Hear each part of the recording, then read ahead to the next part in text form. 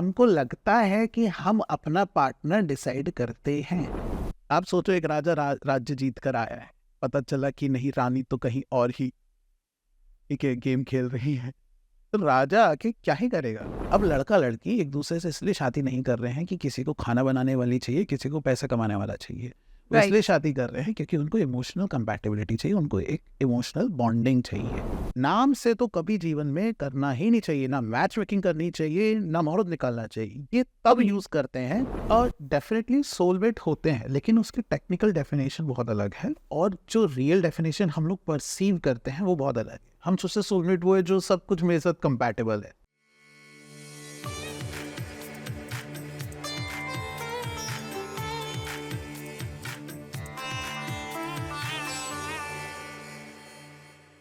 Hi guys, I'm Divya. Hi guys, I am Pratul and आज हम बात करेंगे सबसे हॉटेस्ट टॉपिक के बारे में जो मार्केट में जिसने मतलब चांदी लगा रखी है लोगों की रिलेशनशिप के ऊपर। एंड आई थिंक सारे निब्बा निब्बी और जितने भी बुड्ढा बुड्ढी सब लोगों के लिए बहुत ज़्यादा इंटरेस्टिंग होने वाला है ये पॉडकास्ट, क्योंकि लोगों के लिए करियर इतना इम्पोर्टेंट नहीं है जितना रिलेशनशिप ज़्यादा इम्पोर्टेंट है। पैसा हो ना हो लेकिन भाई बगल बंदी होनी चाहिए। तो देखते हैं उसके बारे में आज बात करते हैं। लेट्स सी क्या क्वेश्चन है दिव्या के पास।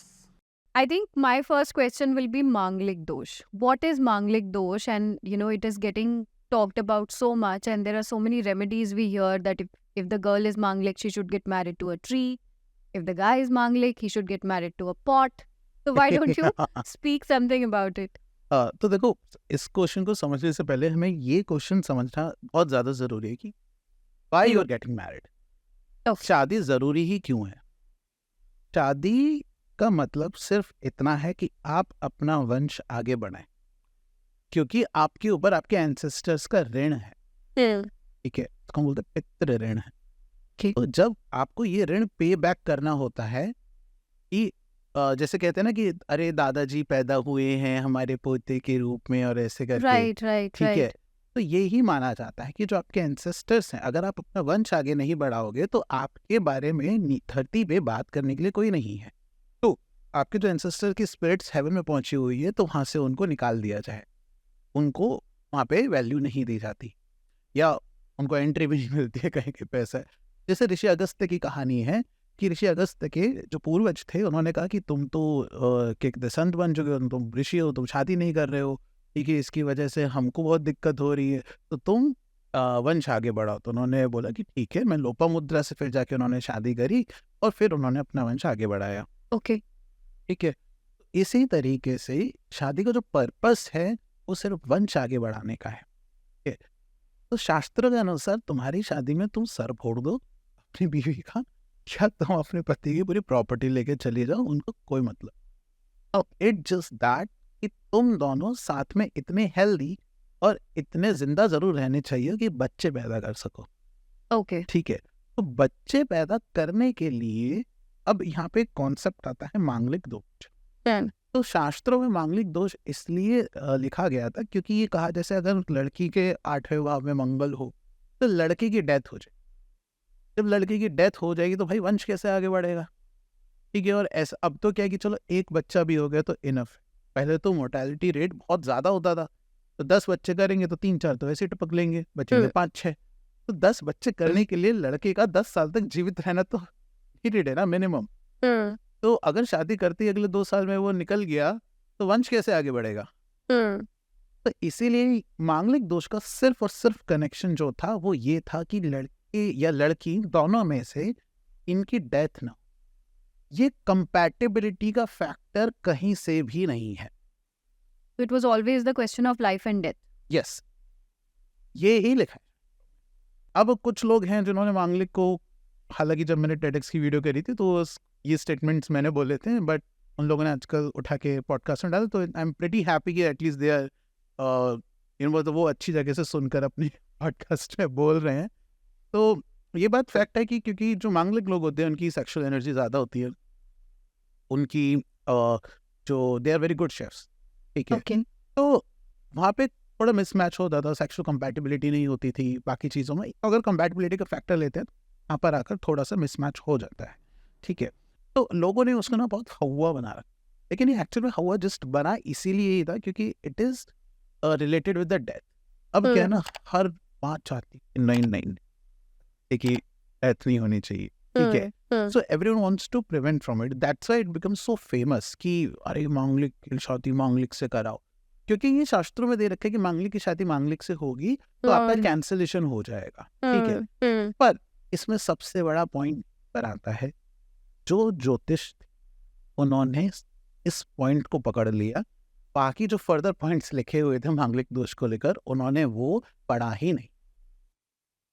अब इसमें सबसे बड़ी बात ये आती है कि जो मांगलिक दोष है वो सबसे ज्यादा नॉर्थ इंडिया में देखा जाता है, हालांकि साउथ इंडिया में इसको पूजा दोष के नाम से बोलते हैं, बट वहां पे सिर्फ मंगल कंसीडर नहीं किया जाता है, वहां पे मंगल, राहु, सैटर्न, केतु, बाकी प्लैनेट्स भी कंसीडर करे जाते हैं, ठीक है। अब ये उसी के लिए निकाला जाता है कि भाई अगेन डेथ और लाइफ का सवाल है, लेकिन बाकी जो पॉइंट्स थे कि जैसे एरीज लगन का अगर इंसान हो तो उसके ऊपर मांगलिक दोष नहीं लगता, ठीक है। स्कॉर्पियो लगन का इंसान हो तो इसके ऊपर मांगलिक दोष नहीं लगता। ये बहुत बेसिक सी चीज है जो एस्ट्रोलॉजर्स जानते ही नहीं है। और अगर मांगलिक की बात करें तो दुनिया में 50% लोग मांगलिक और 50% लोग नॉन मांगलिक हैं, क्योंकि 12 में से 6 घरों में अगर मंगल बैठ गया तो वो आप मांगलिक कहलाओगे, ठीक है। और अगर नहीं बैठा तो आप नॉन मांगलिक कहलाओगे। तो इट्स 6/12, तो 50% की प्रोबेबिलिटी है। तो दुनिया में अगर 7.5 बिलियन लोग हैं तो you need to understand that 3.75 लोग जो हैं वो बेसिकली मांगलिक हैं। अब इन सब की शादी करा दोगे तो सब जिससे भी करेंगे वो मर थोड़ी ना जाएंगे, फिर तो थैनोस का सपना पूरा हो जाएगा कि आधी दुनिया में मिटा दूंगा, सारी शादी चाहे मांगलिक की नॉन मांगलिकों से करा दो, आधी दुनिया मिट जाएगी। तो ऐसा नहीं होता, क्योंकि again there is nothing black and white, कोई भी रूल ब्लैक एंड वाइट कभी होता ही नहीं है ज्योतिष के अंदर। अगर ऐसे होने लगे तो फिर तो वेरी इजी ना, इतना पढ़ाई लिखाई करने की जरूरत ही क्या है। तो इसमें बहुत सारे रूल्स एंड रेगुलेशंस होते हैं, तो एक अच्छा एस्ट्रोलॉजर ही जानता है कि कहाँ पे मंगल का कैंसलेशन हो रहा है, कहाँ पे मंगल कैंसलेशन नहीं हो रहा है। And even if you are not manglik then still your partner can die if other combinations are present. और अगर डाई की बात भी नहीं आती है तो कभी कभी शास्त्रों में मृत्यु तुल्य दोष बोला जाता है कि मृत्यु तुल्य कष्ट मिलेगा, जरूरी नहीं कि मृत्यु मिले। तो जैसे एक बार भगवान श्री कृष्ण है, उन्होंने कहा कि भाई इसको क्या सजा दी, इसको मार भी नहीं सकते लेकिन इसको मृत्यु तुल्य कष्ट मिलना चाहिए। तो उन्होंने कहा कि सबसे बड़ा कष्ट यही है किसी क्षत्रिय के लिए कि उसको भरी सभा में, दरबार में के शस्त्र निकाल लिए या उसको बेइज्जत कर दिया जाए, तो वो जीवन भर उसके लिए मृत्यु तुल्य कष्ट, ठीक है। तो इसी प्रकार की, जैसे अगर आपने शादी कर ली तो मे बी आपका पार्टनर बेड रिडन हो सकता है, ये सब, but it is just not completely based upon Mangal position. वहाँ पे और बहुत सारे ऐसे फैक्टर्स भी लेने पड़ेंगे, क्योंकि जब हमने ये पढ़ा और हमने बैठ के रियल लाइफ में इसको देखा तो इट इज नॉट वर्किंग, ठीक है।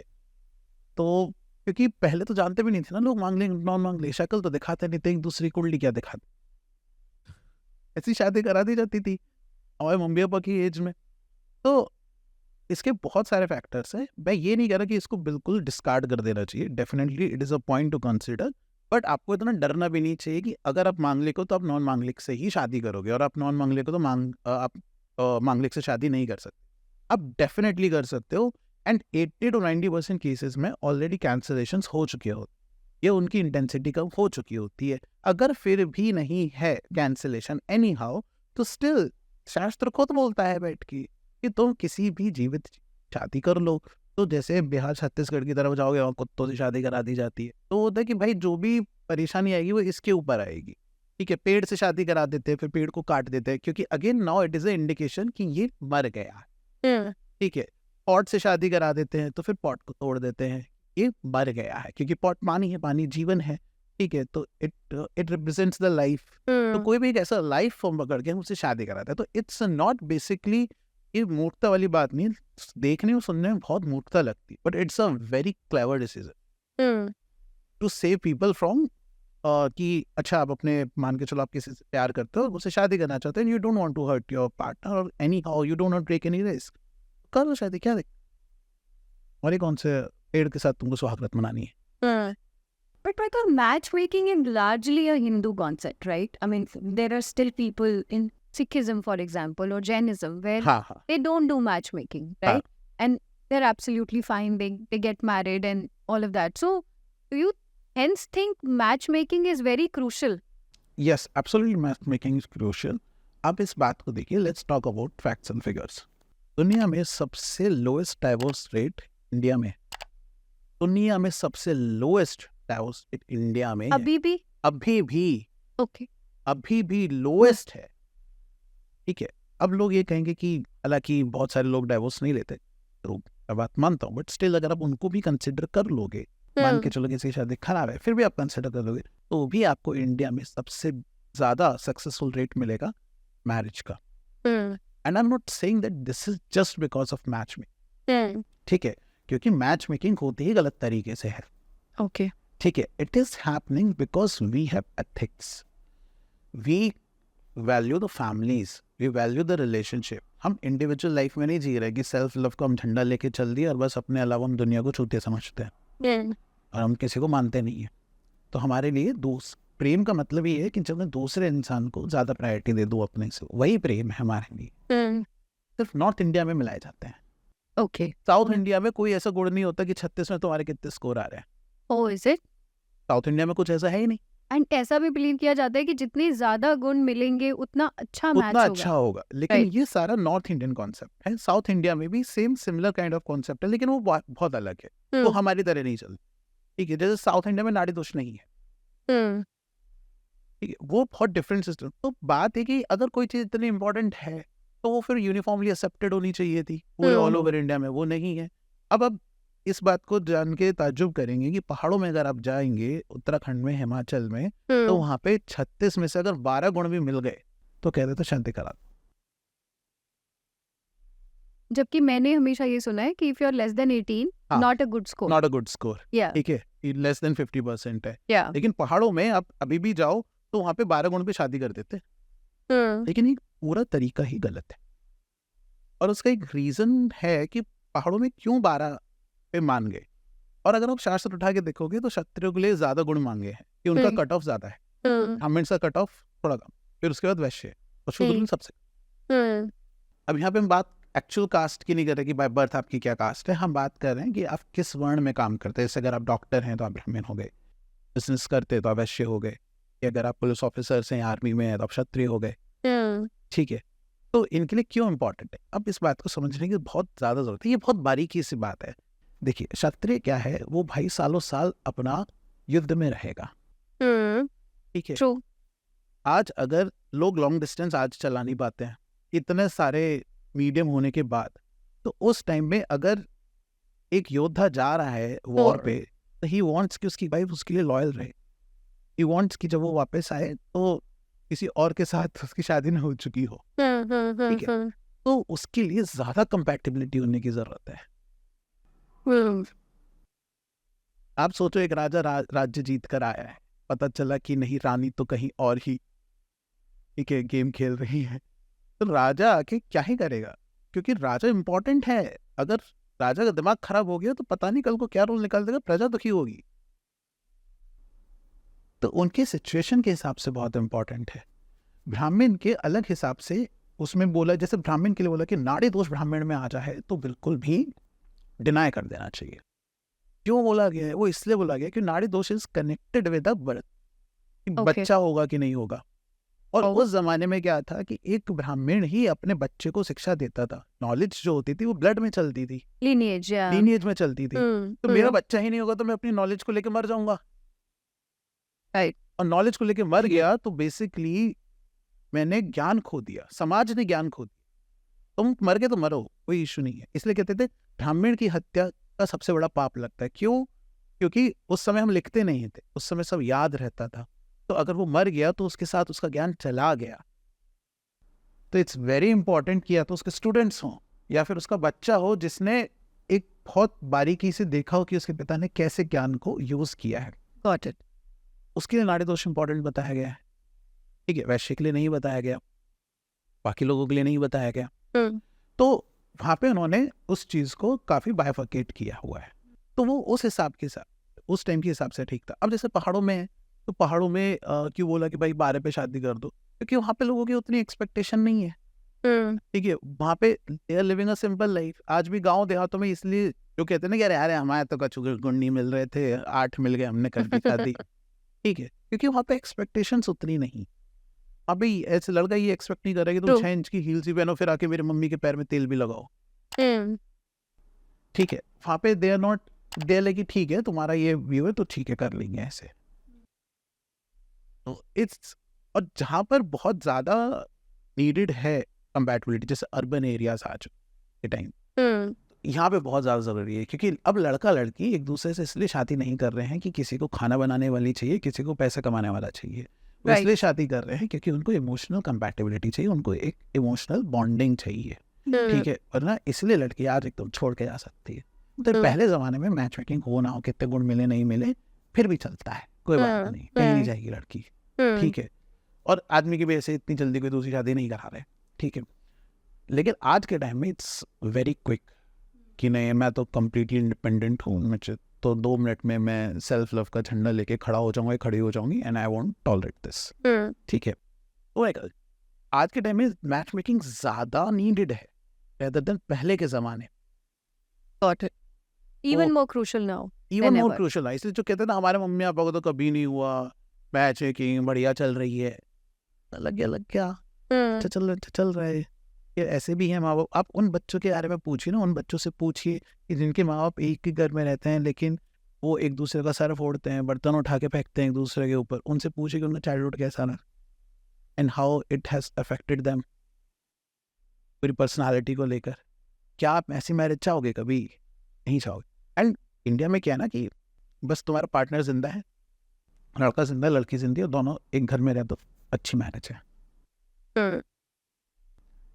पहले इतना नीडेड नहीं था, अब तो बहुत ही ज़्यादा नीडेड है। Got it. अब एक मैच मेकिंग के ऊपर एक चीज़ और है कि सबसे बड़ा लूप होल है गुण मिलान के अंदर कि अगर आप मान के चलिए आप 13 मई को पैदा हुए हैं, 13 में लेट्स से 1985, ठीक है, तो 13 मई 1985 आप पैदा हुए और आपका एक पार्टनर है जो कि पैदा हुआ है 1 जून 1984, ठीक है, तो अगर उसके और आपके गुण मिल रहे हैं 30 में से 36 में से मान के चलिए 24 गुण मिलते हैं, ठीक है, तो पूरे भारत में जितने भी लड़के पैदा हुए हैं, ठीक है, 30 में 1984 को, उन सारे लड़कों के साथ आपके उतने ही गुण मिलेंगे।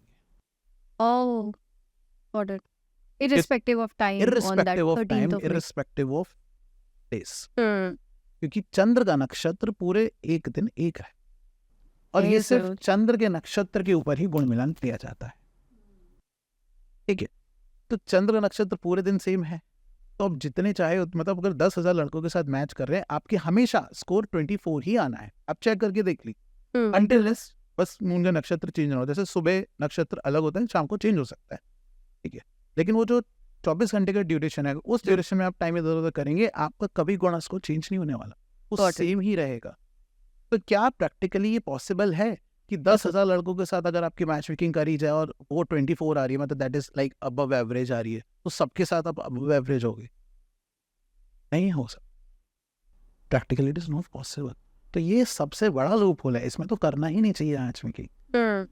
एंड अगेन इसको लेकर क्या है कि एस्ट्रोलॉजर्स को ज्ञान नहीं है, चंद्र के नक्षत्र पे करें कि लग्न के नक्षत्र पे करें, इनमें से दोनों में बली कौन सा है वो नहीं देखना उनको आता, स्ट्रॉन्गर कौन सा है वो उनको देखना नहीं आता, पता ही नहीं है, ठीक है, and they have not even thought of this. क्योंकि जब मैंने पहली बार देखा कि गुण स्कोर के बारे में कि ये तो पूरे दिन एक आने वाला है, तो डजंट मैटर है वो बंदा 4 बजे पैदा हुआ है कि 2 बजे पैदा, बस डेट ऑफ बर्थ बताओ गुण निकल आएंगे।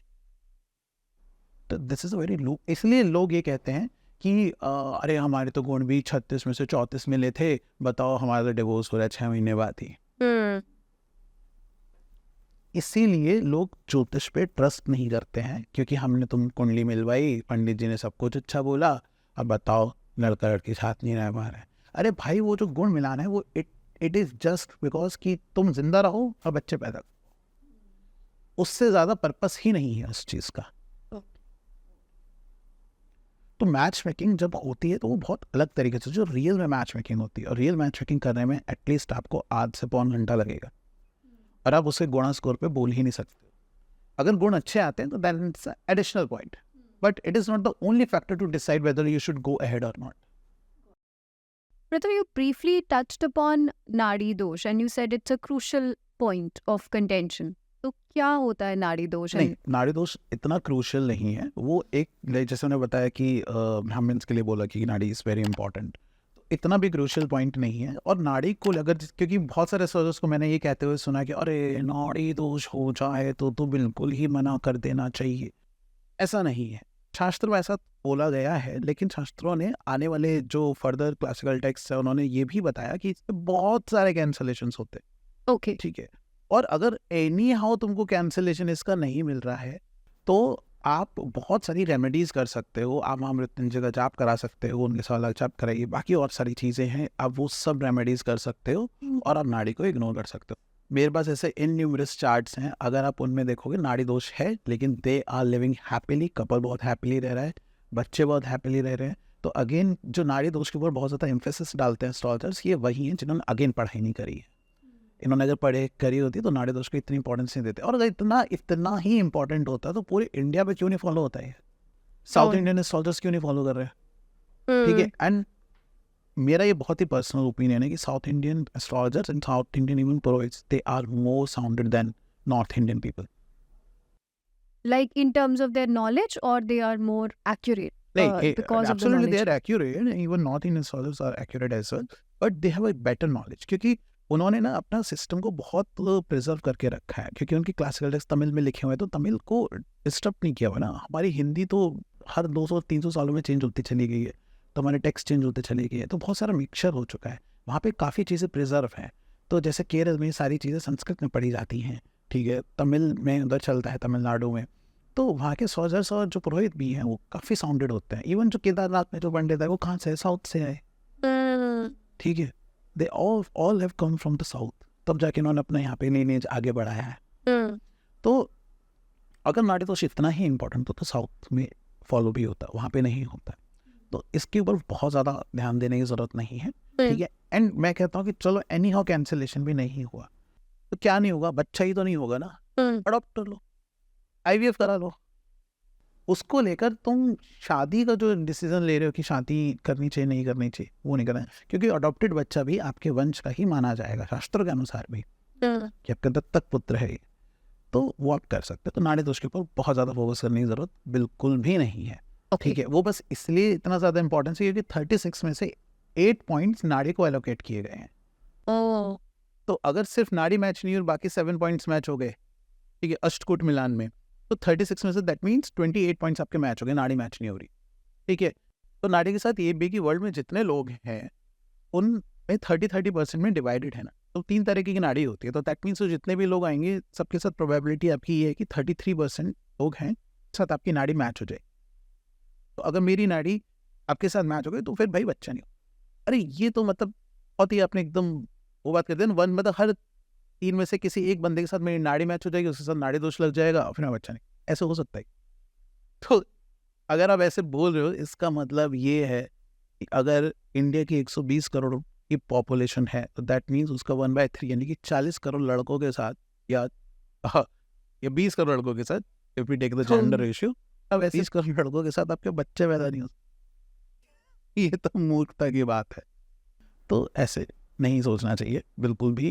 मेरे हिसाब से अष्टकूट मिलान के अंदर जितने भी पॉइंट्स हैं सबको इक्वली कंसिडर करना चाहिए, किसी को 8, 7, 6, 5, 4, 3, 2 के बेसिस पे नहीं इंपॉर्टेंस देनी चाहिए, ठीक है। तो ये आई बिलीव। ऑल्सो हमने बात की कि what is the importance of match making, जैसे कि आपने कहा कि मोर देन एवर अभी बहुत क्रूशल है। तो आपको क्या लगता है कि there are remedies to remediate a bad match or a good match, or you think a bad match will remain a bad match if even if we remediate it we can only salvage thoda bahut, but mostly it will remain a bad match? अब इसमें दो parts आते हैं match making के अंदर। एक part आता है कि आपकी इमोशनल और आपकी रोमांटिक कंपैटिबिलिटी कैसी है। अगर उसमें बैड मैच है, ठीक है, then it can never be sorted out, ठीक है। बट दूसरी कंडीशन होती है कि आप एक ऐसा कपल इमेजिन करिए जो बहुत एक दूसरे के साथ कंपैटिबल है, deeply in love with each other, but लड़के जो है वो बेड रिडन है, they can not enjoy the sexual life, but लड़की is so dedicated to him कि भाई वो किसी और की तरफ दिखती भी नहीं है, ठीक है। क्या कहोगे आप इसको, अच्छी मैरिज है कि बुरी मैरिज है? Like according to me, I would say bad because ultimately it's not you are a not able to enjoy you're the not fruit of a able to marriage. yeah. तो इसमें क्या होता है, जो ऐसी सिचुएशनल कंडीशंस होती हैं, जो इन्वायरमेंटल फैक्टर्स आपके जब खराब होने लगते हैं, आपकी हेल्थ, आपका पैसा, आपकी बाकी चीज़ें, तो इनको तो स्टिल कंट्रोल किया जा सकता है, ठीक है, आप कुछ रेमेडीज इसकी कर सकते हो।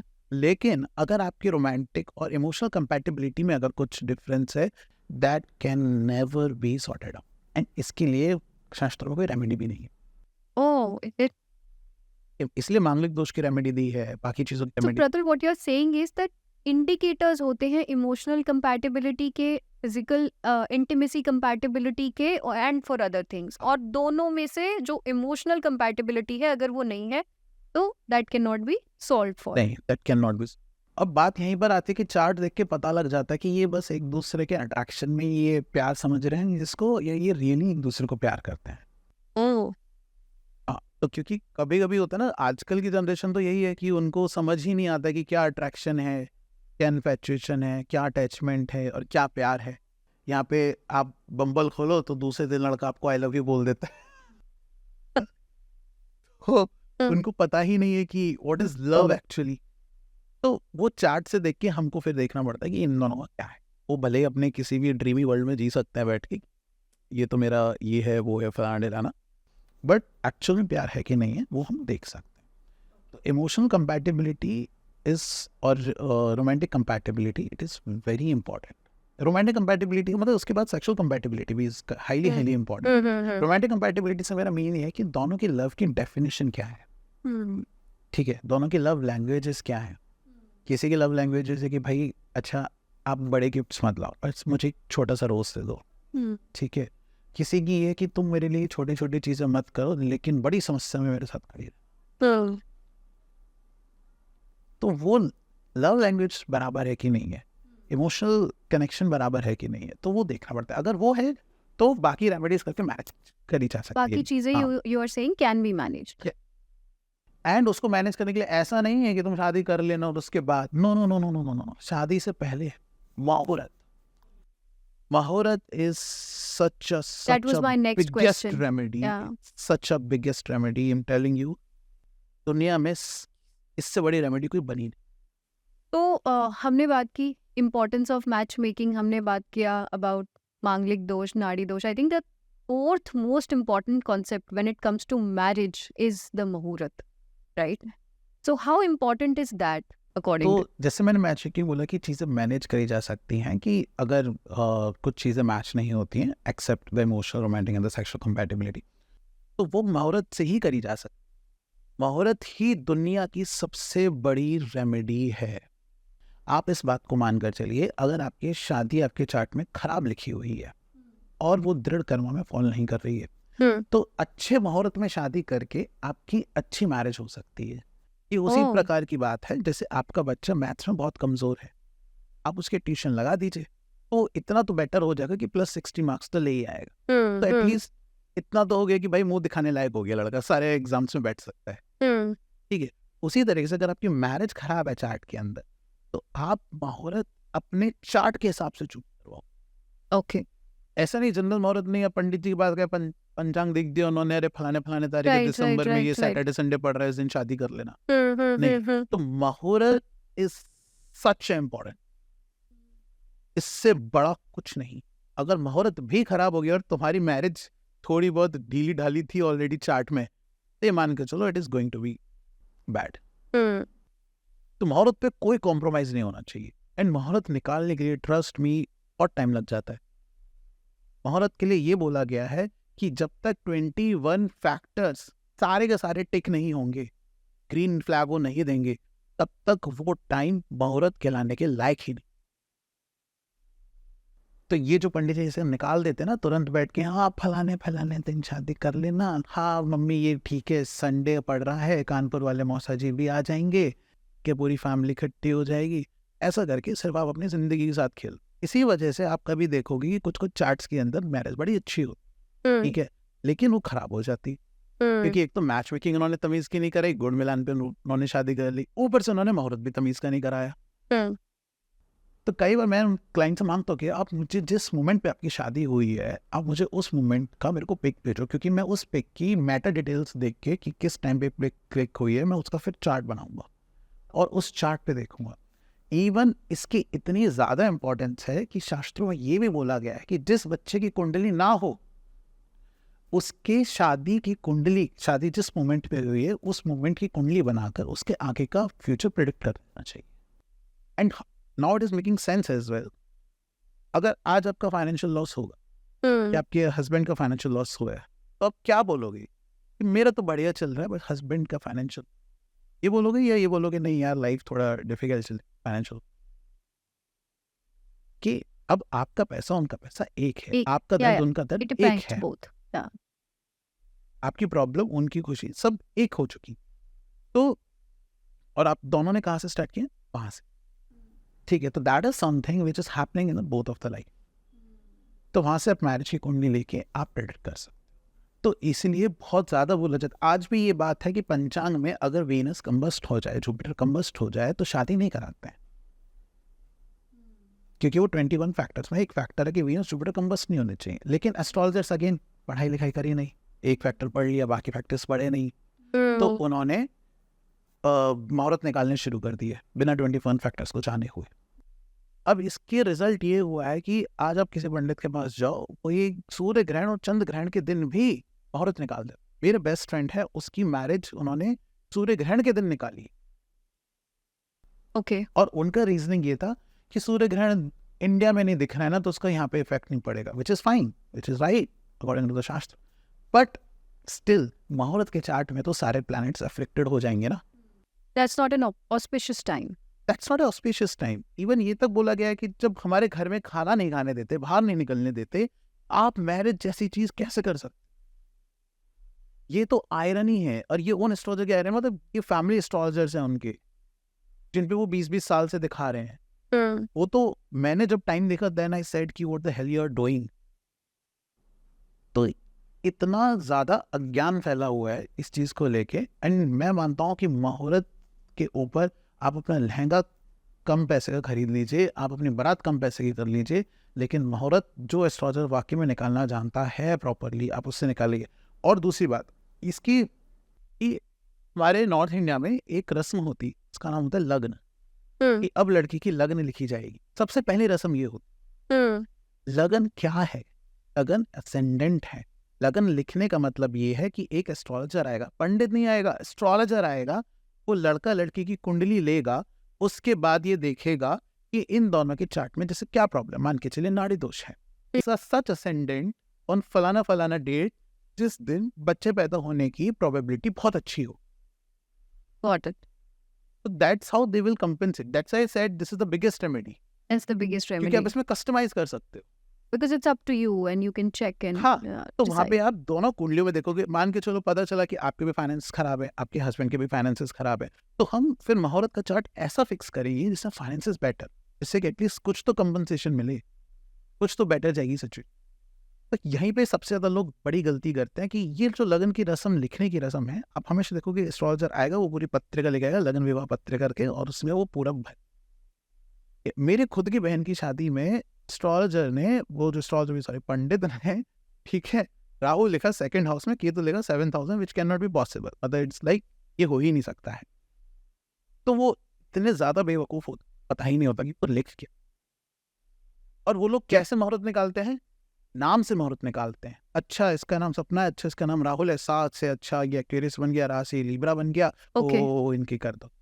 नाम से तो कभी जीवन में करना ही नहीं चाहिए, ना मैच मेकिंग करनी चाहिए, ना मुहूर्त निकालना चाहिए। ये तब यूज करते हैं जब आपके पास आपकी कुंडली, when you don't know the date of birth आपका, तब आप ये, इवन अगर आप डेट ऑफ बर्थ जानते हैं तो भी आपका नक्षत्र डाला जा सकता है। अगर उस दिन मून चेंज ना हो रहा तो आप अपने नक्षत्र से करवाइए, लेकिन नाम पर तो तभी आप जाइए जब आपको बिल्कुल कुछ नहीं पता। और ये तो पाप माना गया है कि अगर आपको लड़का लड़की की कुंडली पता है और उसके बाद भी आप नाम से मुहूर्त निकाल रहे हो और नाम से ही मैच मेकिंग कर रहे हो, तो इसको तो क्राइम माना गया है। Okay. तो ये करना ही नहीं चाहिए। तो ये जो लग्न लिखने वाली जो रस्म है, इसको इग्नोर नहीं करना चाहिए। ये किसी एस्ट्रोलॉजर को बुला के पहले आप डिसाइड करवा लो, किसी एस्ट्रोलॉजर के पास जाके कि ये हमारे 2 बच्चों की कुंडलियाँ हैं, इनमें अगर आपको कोई दिक्कत दिखती है तो आप हमारे लिए एक मुहूर्त सेट कर दीजिए, क्योंकि वो मुहूर्त पूरे जीवन भर आपको बचाएगा, ओके, पूरे गॉट जीवन भर आपको बचाएगा। आपके बच्चे, आपके फाइनेंसेस, आपकी हेल्थ, आपकी marital life, that will save you from everything. It. इसलिए आप कभी भी देखना एक अच्छा एक्चुअली मुझे भी पता नहीं था, it's a very big information for me also. मुहूर्त की इतनी बड़ी इंपॉर्टेंस है कि कुंडली देख के कोई कहता है ना कि यार ये बहुत बड़ा स्टार बनेगा, ठीक है, वो इसलिए देखा जाता है कि कुंडली तो अच्छी हुई, अगर ये अच्छे मुहूर्त में भी पैदा हुआ, अच्छे पंचांग में भी पैदा हुआ है, तो कहता है ये बड़ा आदमी बन सकता है, क्योंकि वो बहुत ऑस्पिशियस टाइम पे पैदा। और आपकी कुंडली अच्छी है, बहुत अच्छे मुहूर्त में पैदा नहीं हुए हो, तो आप बहुत एवरेज रह जाओगे। तो मुहूर्त की इतनी ज़्यादा इंपॉर्टेंस है, और सबसे पहले बना ही ज्योतिष में मुहूर्त था। ये तो नेटल एस्ट्रोलॉजी जो इंडिविजुअल लेवल पे आप एस्ट्रोलॉजी करो, मैच मेकिंग, ये सब बहुत बाद में आई है, सबसे पहले मुहूर्त ही था। आप देखो तो दुर्योधन जा रहा है सहदेव से पूछने के लिए कि किस दिन वॉर शुरू किया जाए, तो मुझे उसका टाइम बताओ, तो सहदेव टाइम निकाल। तो मुहूर्त का तो सब आज से नहीं, बहुत पहले से यूज है, और मुहूर्त की इतनी ज़्यादा इंपॉर्टेंस है। इट इज़ ये एक लोक कथा है कि जब भगवान राम और माता सीता की शादी हो रही थी, तो गुरु वशिष्ठ और गुरु विश्वामित्र बैठे हुए थे, तो उन दोनों ने best to best time period निकाला। तो आप इस वाल्मीकि रामायण में वर्णन पढ़ सकते हैं, राजा जनक जो थे वो बात कर रहे हैं उनका वार्तालाप में, उन्होंने कहा कि हम उत्तर फाल्गुनी नक्षत्र में शादी करेंगे, ठीक है, या फिर उन्होंने कुछ ऐसा बोला था हम फाल्गुनी नक्षत्र, पूर्व फाल्गुनी नक्षत्र में शादी करेंगे, वो बहुत बेहतरीन Uttara Phalguni, I am not sure कि लेकिन उन्होंने कौन सा बोला। तो फिर जब उन दोनों की शादी हुई, तो भगवान इंद्र ने बेसिकली ये देखा कि भाई अगर इस योग में शादी हो गई, इस मुहूर्त में शादी हो गई, क्योंकि ये सप्त ऋषि बैठे हुए हैं, इन्होंने मुहूर्त निकाला है, तो इनकी शादी तो बहुत बेहतरीन चलेगी, और जब तक ये दोनों अलग नहीं होंगे तब तक ये रावण का वध कैसे होगा। तो उन्होंने ऊपर से मेनका भेजी, आप जाओ, अप्सराएं भेजी, उन्होंने बोला आप जाओ वहां जाके सबको मंत्रमुग्ध कर दो और समय निकल जाए, मुहूर्त निकल जाए। अब आप एक बात सोचो, ये जो मुहूर्त निकलने वाली बात है, यहाँ से एक बात आती है कि मुहूर्त कहाँ निकला जा रहा है। अगर मुहूर्त पूरे दिन का होता है तो 2 घंटे नाच ले अप्सरा, तो क्या मुहूर्त निकल जाएगा? मुहूर्त हमेशा 48 मिनट्स का होता है, ठीक है, इवन उससे भी कम का होता है, 14-14 मिनट के मुहूर्त होते हैं, 24-24 मिनट के मुहूर्त होते हैं, इसलिए वो निकल जाते हैं। इसलिए कहते हैं कि यजमान जल्दी करिए, मुहूर्त निकला जा रहा है। तो जब माता सीता और भगवान राम की शादी हो रही थी, तो अप्सराओं आई, उन्होंने मंत्र मुग्ध किया, जिससे कि पूरा मुहूर्त पास ऑन हो गया। और फिर विश्वामित्र और वो बोलते हैं कि यार ये तो मुहूर्त निकल गया, शिट, अब वो उत्तर फाल्गुनी नक्षत्र लग गया है, इसमें तो कपल का जीवन अच्छा नहीं होगा, तो क्या करें, कुछ नहीं हो सकता था।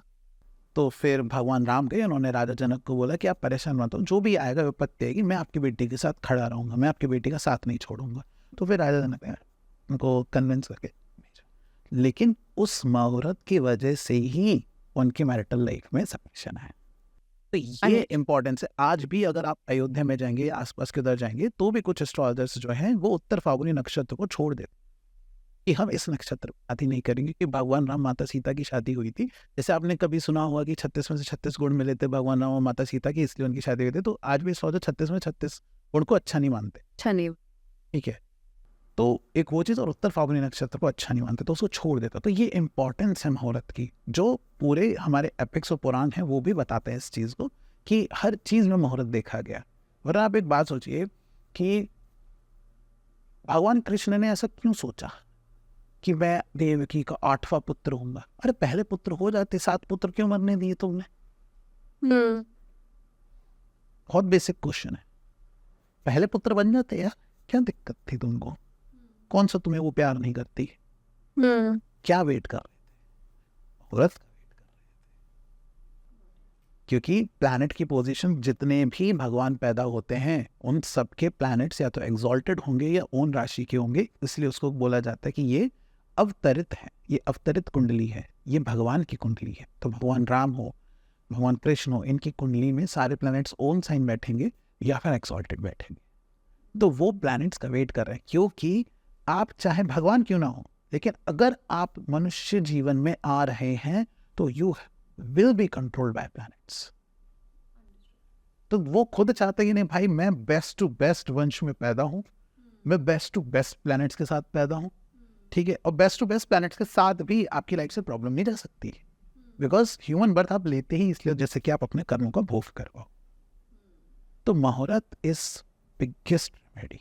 आप मुहूर्त अच्छा करवाइए कि शादी अगर बहुत अच्छी किसी ने बोल दिया कि शादी अच्छी नहीं होगी या मान के है भी वाकई में अच्छी नहीं, तो आप दोबारा शादी कर लीजिए। अगर आपने बहुत अच्छे मुहूर्त में शादी नहीं करी है तो ये भी है विधान कि आप दोबारा शादी कर लीजिए, घर में कर लीजिए। ऐसा नहीं कि आप बड़ा फंक्शन कर रहे Oh, हो so घोड़ी it लेके। can still be remediated by Yes. remarrying. Okay. आप दोबारा शादी कर लीजिए बट अच्छे मुहूर्त में, Okay.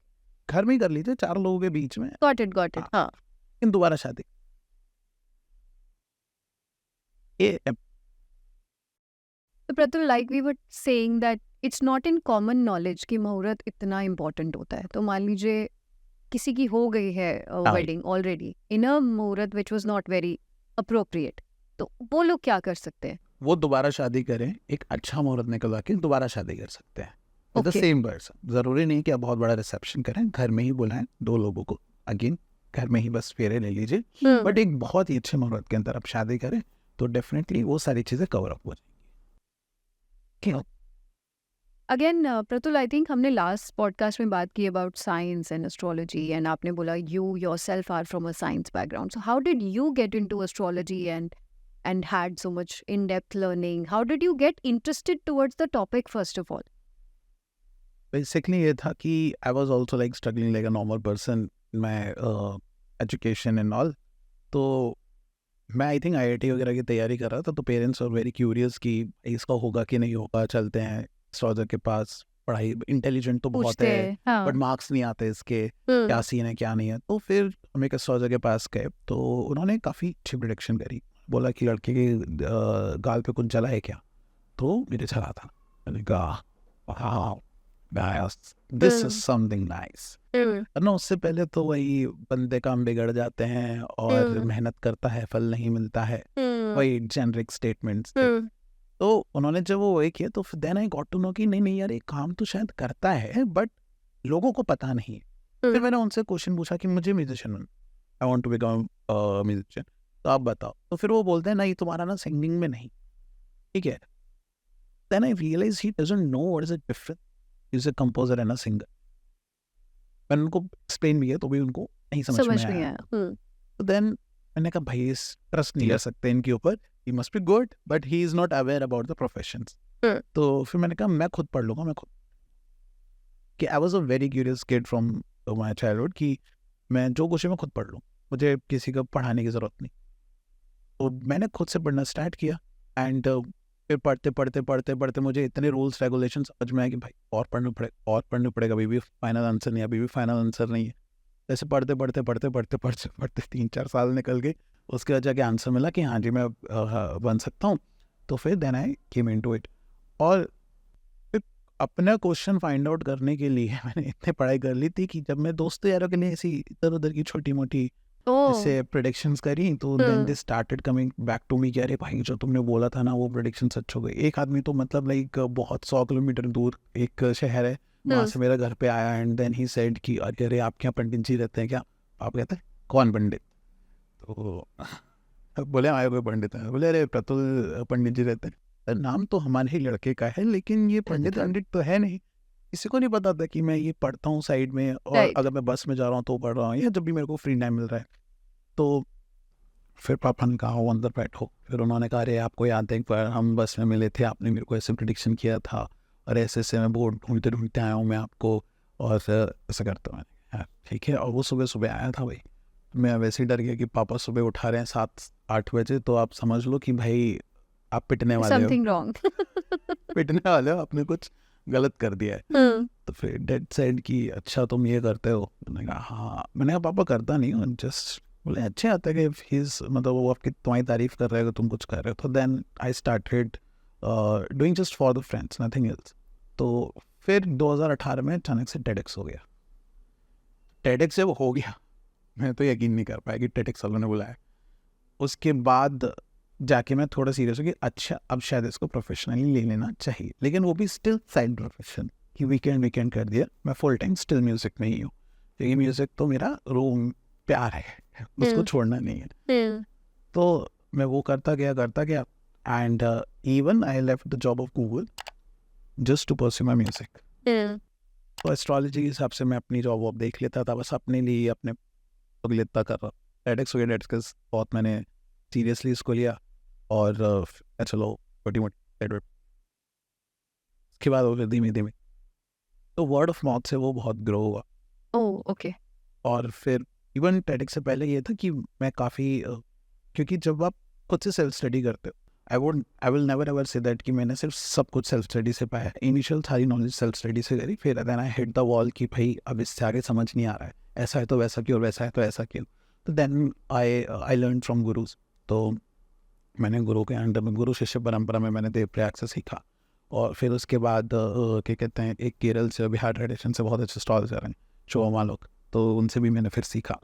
तो उसके तो उन्होंने मेरी डेफिनेटली मेरी सारी स्किल्स को उन्होंने काफ़ी ज़्यादा इन्हेंस किया। मेरे बहुत सारे लॉजिकल क्वेश्चंस होते थे, उन्होंने सारे उन क्वेश्चंस को आंसर किया, समझाया। देन आई क्योंकि आप बिना गुरु के उसमें आ ही नहीं सकते, आप Can't become an you can't expert. Become expert. तो जो भी इंसान बैठ के बोलता है ना कि ये मैंने तो सब सेल्फ स्टडीज किया, तो मैं उस जो तुम्हें तो निकल जाएगा यहाँ से, मैं बात नहीं कर सकता तुमसे, या तो तुमको नॉलेज ही नहीं होगी या तुम बहुत सेल्फ बूस्टिंग पर्सन हो, क्योंकि you can not do anything without a good teacher in it. मतलब ये वैसी वाली बात है कि मैं तो यूट्यूब से देख के डॉक्टर बन गया। तो आप ऐसे डॉक्टर के पास जाओगे क्या, या आप हाँ। ऐसे डॉक्टर की वैल्यू करोगे? नहीं करोगे। तो मैं तो अपने सारे गुरु का नाम बहुत ही प्राउड से लेता हूँ। एंड मैं कभी ऐसे नहीं कहता कि सिर्फ मैंने सेल्फ स्टडीज किया, बहुत लोगों ने बहुत ज्ञान दिया, तो फिर ऐसे ही मैं आया एस्ट्रोलॉजी में। तो बट ये कि आज तक I have never did a single marketing of my self. I believe, क्योंकि my first Guru late Shri Santlal said कि your prediction should be so accurate और सो शॉकिंगली ट्रू कि इंसान ना तेरा नाम ना भूल पाए। And if you can't do it, you are not a fucking psychologist नहीं बनने का जीवन। That's very true because so many astrologers say 50-50 है, हाँ। शायद but 50-50 तो मेरे दिमाग में हाँ, भी है ना। लाइक मैं ऑल गुरु सेड कि like what is this fucking 50-50, क्या होता है ये Yes. 50-50? Yeah. 50-50 तो Either it's a इंसान के yes दिमाग में or a पहले no. भी था ना, Yes, या तो true. यस और नो। ऐसा नहीं है कि हम गलत नहीं होते हैं, हम हाँ। कई बार गलत होते हैं।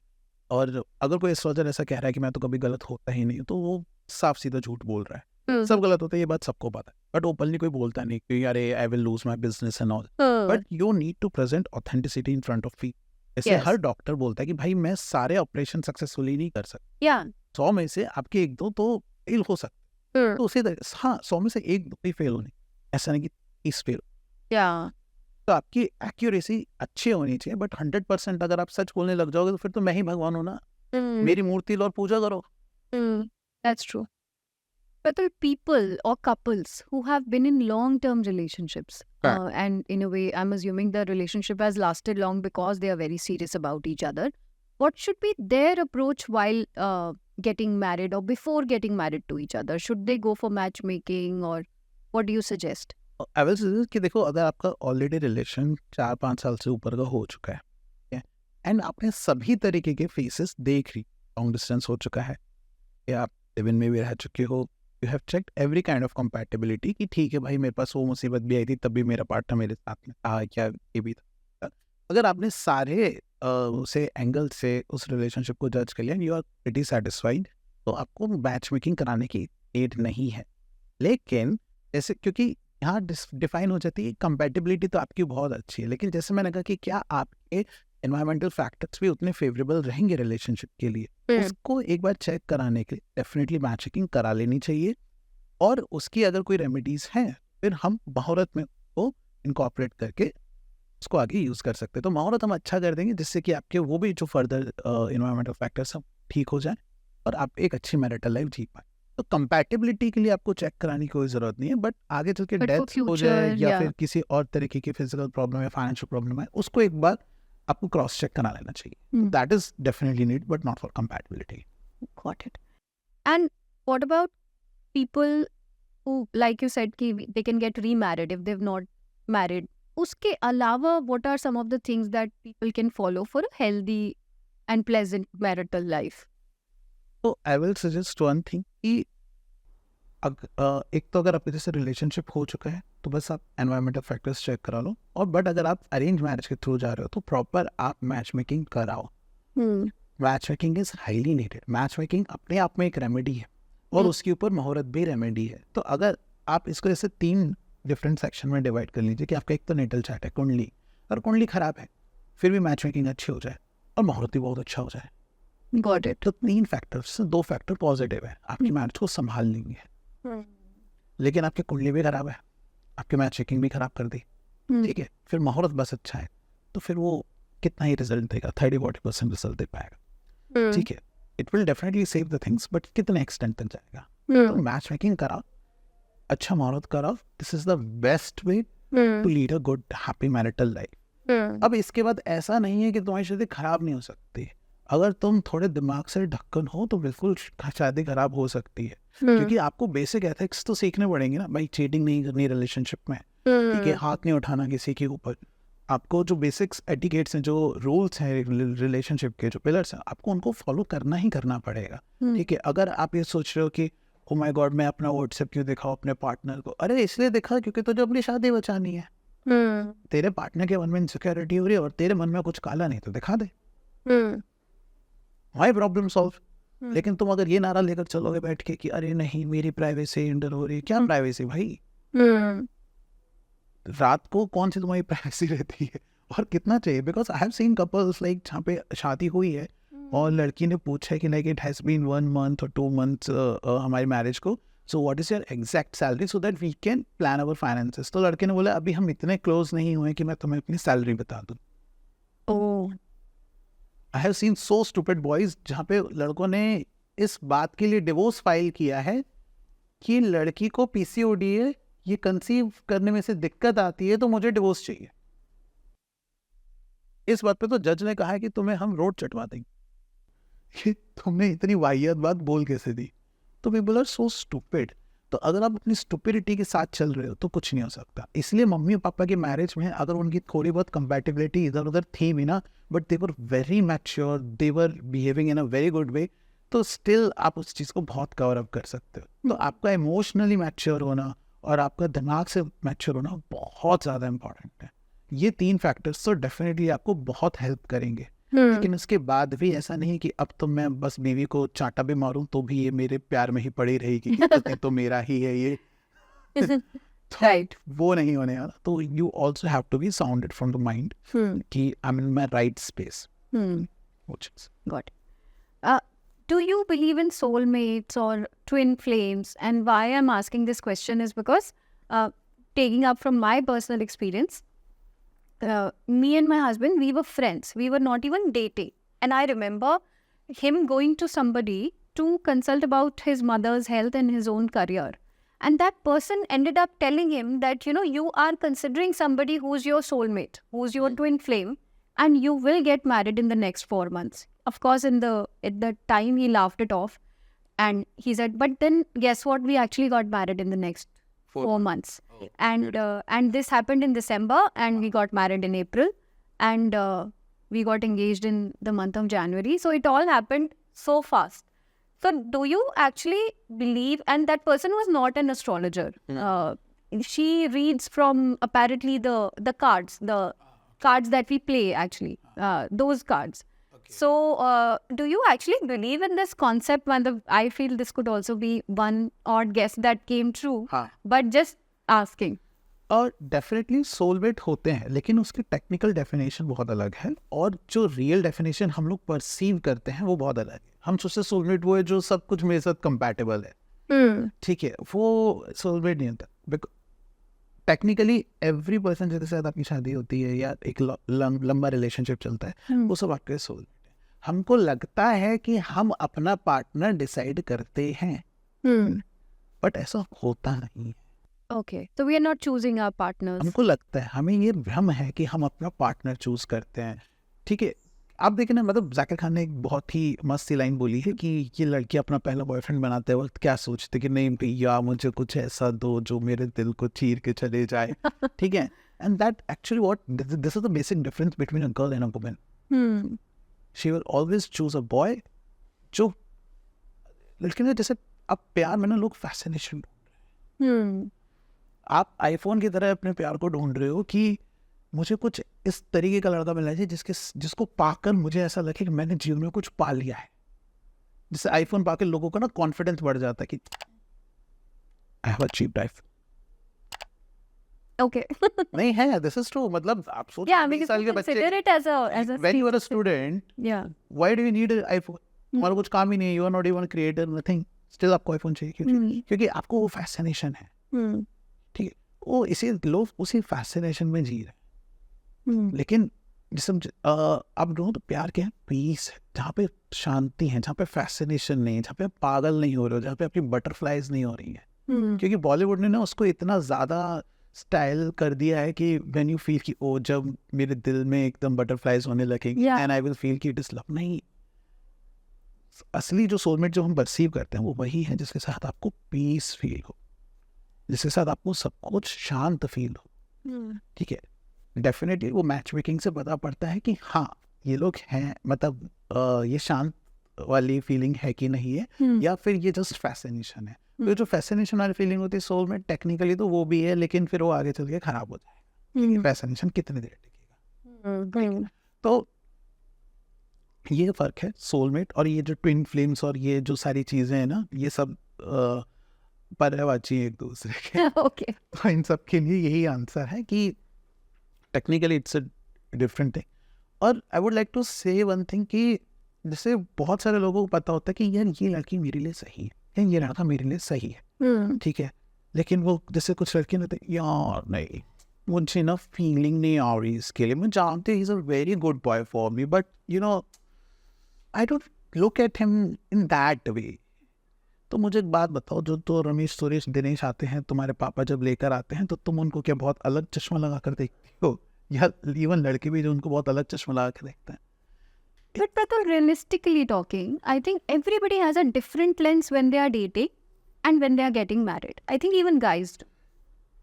आपको क्या चाहिए जीवन में? कि आपको अपना एंगल ज्यादा प्यार है कि आपको अपनी मैरिटल लाइफ ज्यादा प्यारी है?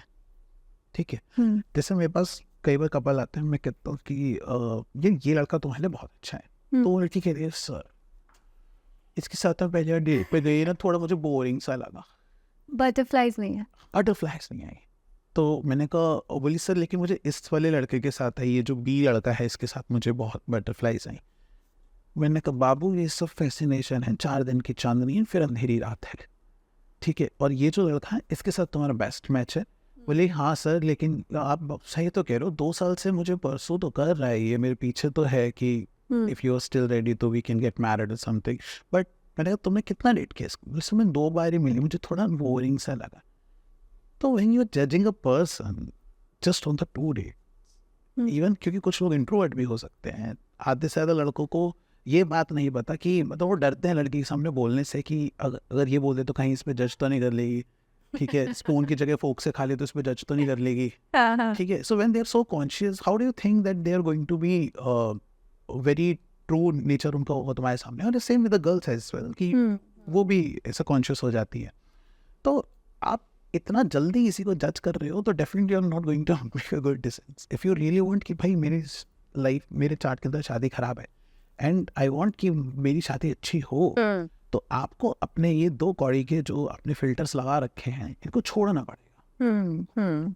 ठीक है, अब जैसे एक लड़का आया मेरे पास, वो कहता है बैठ के कि सर ये दुबई का रिश्ता आया है मेरे पास, क्या इससे मेरी शादी होगी? उस लड़के की एक्सपेक्टेशन ये थी कि लड़की दुबई से अपनी जॉब छोड़ के आए और मेरे मम्मी पापा की सेवा करे।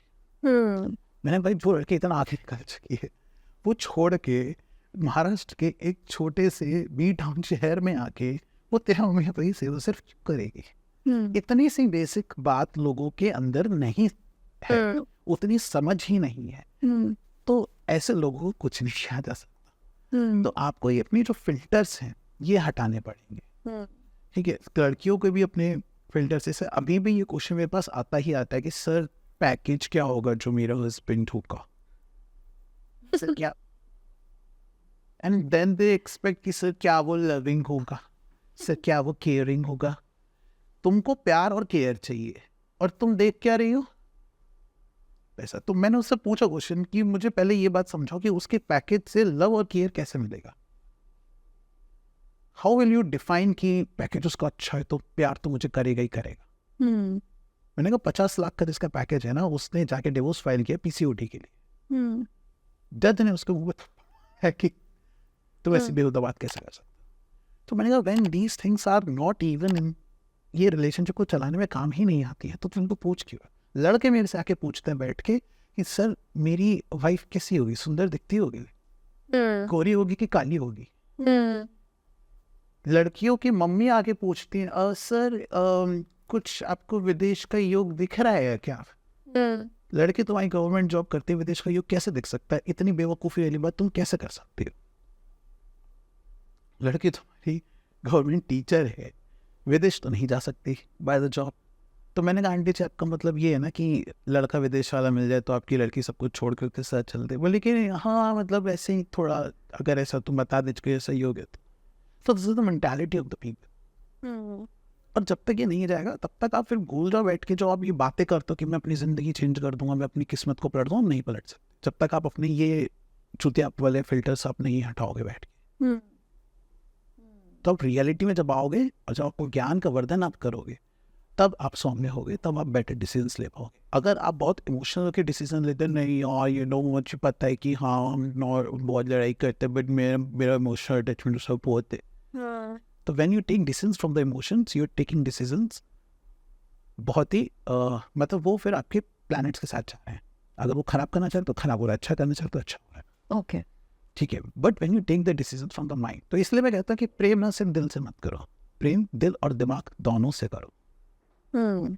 Sometimes you can feel very good with the person but ज़रूरी नहीं प्रैक्टिकल लाइफ में वो इंसान आपके साथ बहुत अच्छा। सही हो। Hmm. और कई बार ऐसा होता है कि प्रैक्टिकल लेवल पे वो इंसान आपके साथ बहुत अच्छा है लेकिन शायद आपके साथ आप उसके साथ उतना अटैच फील नहीं करते हो। Hmm. तो वही वर्क है कि आप 28 की उम्र तक अपने सारे रिलेशनशिप्स में धक्के खा लो, फिर उसके बाद आके तुमको समझ आ जाएगी कि अब कैसी लड़की कैसा लड़का चूज़ करना चाहते। एट द एंड आते हो तो या तो तुम 20 साल की रिलेशन मतलब 20 साल की उम्र में इतना और नॉलेज और इतना इंटेलेक्चुअल वालो कि तुमको समझ में आ जाए कि क्या माया है और क्या रियलिटी है, Hmm. या फिर धक्के खा खा के समझ जाओ। That's true. Thank you, Pratul. I think today we kind of debunked again a lot of myths about relationship, matchmaking, and other things. या And we'll hopefully keep talking about this. Thank I you so think much. बहुत सारे और भी questions आएंगे जो हमने शायद miss कर दिए हैं, I'm sure. उसके ऊपर आएंगे तो उसके ऊपर भी बात करेंगे। So okay guys, thank you so much for being with us in this podcast.